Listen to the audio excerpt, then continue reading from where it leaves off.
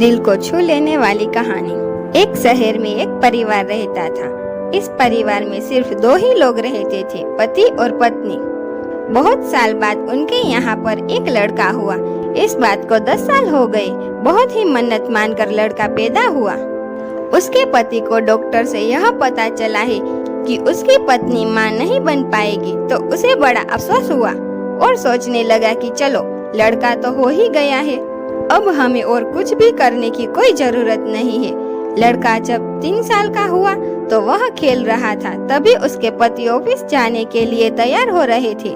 जब उसके पति ऑफिस जाने के लिए तैयार हो रहे थे, तभी उनकी नजर एक डिब्बे पर पड़ी जो कि खुला हुआ रखा हुआ था।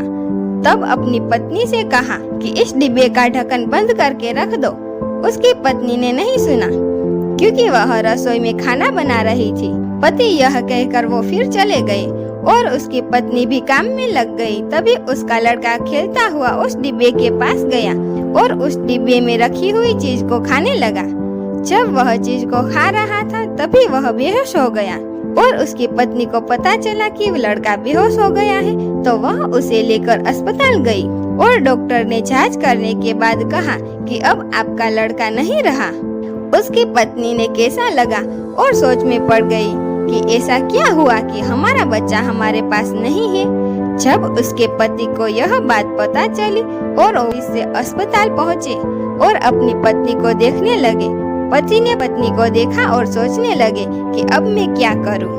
पत्नी भी डर गई, मेरे पति मुझे डांटेंगे क्योंकि मैंने अपने बच्चे का ध्यान सही तरीके से नहीं रखा है। उसके पति ने अपनी पत्नी से कहा कि मैं तुमसे बहुत प्यार करता हूँ। यह कहकर पति पत्नी दोनों अपने घर वापस लौट गए। हमारे जीवन में दुख ही दुख, सुख नाम की अब कोई चीज नहीं थी, लेकिन था तो एक विश्वास, क्योंकि इन दोनों को एक दूसरे पर था जो आगे चलकर दोनों के साथ रहा है।